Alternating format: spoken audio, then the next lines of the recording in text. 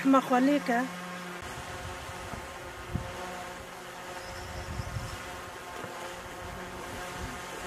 Yaklaşık 32 yıl önce kaybettiğimiz Üveyş ana şahsında tüm bu mücadelede bedeller ödeyen anaları saygıyla buradan selamlamak istiyorum. Üveyş ana bu toplum içinde bir kadın olarak çok büyük zorluklarla yaşamını sürdürdü. Bu zorlukların hepsinden kendi iradesiyle, kendi gücüyle, direnciyle üstesinden geldi. Ve bizler Üveyş ananın kadın şahsında ne kadar direngen olabileceğini ve bir kadının analık boyutundan tutun da tüm karakteriyle yaşamı, tüm hayatı nasıl değiştirecek evlatlar yetiştirebileceğini görmüş olduk. Üveyş ana ölmeden hemen önce en büyük hasreti Sayın Abdullah Öcalan olan oğluna kavuşmaktı. Ama ne yazık ki Üveyş ana da bizim etrafımızda milyonlarca ananın içinde taşıdığı evlat hasretiyle hayatını kaybetmiş oldu. Ve 27 Şubat'ta başlatılan toplumsal barış çağrısıyla birlikte buradan bir kez daha dile getirmemiz gereken bir konudur. Barışın bu topraklarda yaşam bulması, çocuklarına, evlatlarına kavuşma hasretiyle dolmuş, taşmış olan tüm annelerin yavrularına kavuşması en büyük talebimizdir. Buradan tüm toplumumuzun, tüm halklarımızın başı sağ olsun. میره آنی رودنه سروک ویگانی آنی رودنه اما دایی که عویش سر بلندن سروک خیلی سر بلندن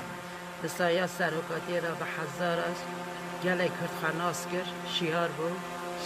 امجی باج نخوال بر دایی که عویش لبر تمامی دایی که ما برومت بتابینن ام سلام و حرمت دخل حز کرنه ام بدویتینن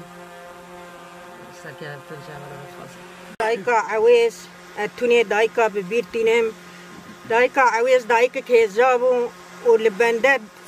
دولت دیزی والبنده میرزی و چوک نتوان پیسر بلندن شیرکانی دنیای و شیرازی دنیا ناس کر و تونه دنیای کرد ناس کرندان و بعزارا دان شوپاوی و پیسر بلندن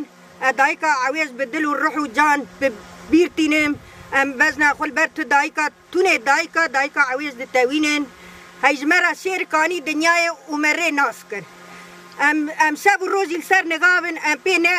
پی نه عجز ده ام پی سر بلندن ورک وشانا لهمبری توندی پاشوروتی و همه بنپکین جواکه بمروک سرهلدر مروک بنقبول کرنه خو تناسی بوان و هلوستانا جی ربر گهشتی جهانی اف ربر جی ده شخص